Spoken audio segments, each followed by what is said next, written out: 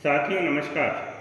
आज हम मीटर सेतु की सहायता से किसी दिए गए तार का प्रतिरोध ज्ञात कर प्रतिरोधकता ज्ञात करेंगे। इसके लिए आवश्यक उपकरण है लेक्लांशी सेल, प्रतिरोध बॉक्स, मीटर सेतु, गैल्वेनोमीटर, संयोजक तार, विसर्पी कुंजी और प्रतिरोध तार। और इसके अलावा कुंजी भी रहेगी इसमें। अभी ये खुली हुई अवस्था में है।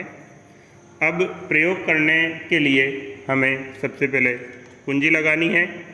कुंजी लगाने के बाद उपकरण चेक करेंगे कि ये सही काम कर रहा है या नहीं।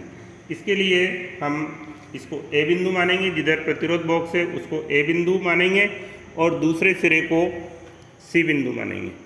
अब सबसे पहले ए बिंदु पे यदि टच करते हैं इसको तो विक्षेप एक तरफ आता है, और सी बिंदु पे टच करते हैं तो विक्षेप दूसरी तरफ आता है। देखिए आप, ये विक्षेप दूसरी तरफ आता है। इसमें हमें एक सावधानी रखनी है। उपकरण चेक करने से पहले हमें प्रतिरोध बॉक्स से 1 ओम का प्रतिरोध निकाल लेना है। अब पहली रीडिंग लेने के लिए ये जो 1 ओम का प्रतिरोध निकला हुआ है, उसके बाद हम इसमें रीडिंग लेते हैं। तो विसर्पी कुंजी को प्रतिरोध तार पर धीरे धीरे सरकाते हुए आगे ले जाते हैं। तो देखिए आप, ये विक्षेप 0 आ जाता है। जहाँ पे 0 विक्षेप आता है उसकी रीडिंग हम मीटर सेतु पे नोट करेंगे। पैमाने पे ये 56 आ रहा है।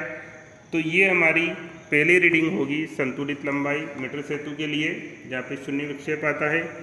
अब प्रतिरोध बॉक्स में से हम 2 ओम का प्रतिरोध निकालेंगे और उसके बाद वापस विसर्पी कुंजी को इस तार के ऊपर धीरे धीरे आगे सरकाते हुए ले जाते हैं। इसमें सावधानी रखनी है कि तार को धीरे धीरे ही सरकाना है। अब आप देखिए, जहाँ 0 विक्षेप आ जाता है वो रीडिंग हम नोट कर लेते हैं। ये देखिए आप, हमारे पास 72 के समथिंग ये रीडिंग है। इसको हम नोट कर लेंगे। उसके बाद तीसरी रीडिंग के लिए 3 ओम का प्रतिरोध हम निकालेंगे। 2 ओम और 1 ओम, ये टोटल 3 ओम का प्रतिरोध इस प्रतिरोध बॉक्स से निकालेंगे। तो इस परिपथ में 3 ओम का प्रतिरोध रहेगा। अब वापस विसर्पी कुंजी को हम प्रतिरोध तार पर धीरे धीरे सरकाते हुए आगे ले जाते हैं।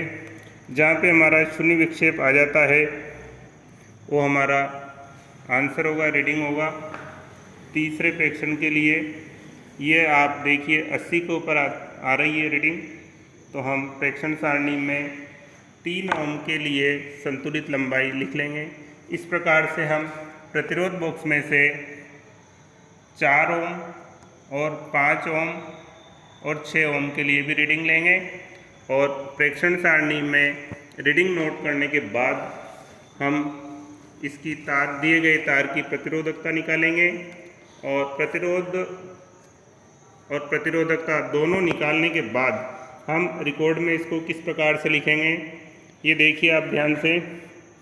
पहले उद्देश्य लिखेंगे, सिद्धांत, इधर नामांकित परिपथ चित्र बनाएंगे।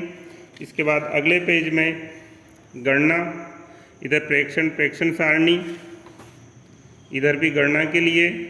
उसके बाद माध्य प्रतिरोध, तार की प्रतिरोधकता, परिणाम और सावधानियाँ।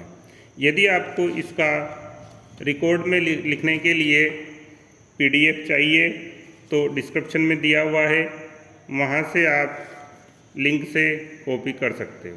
धन्यवाद।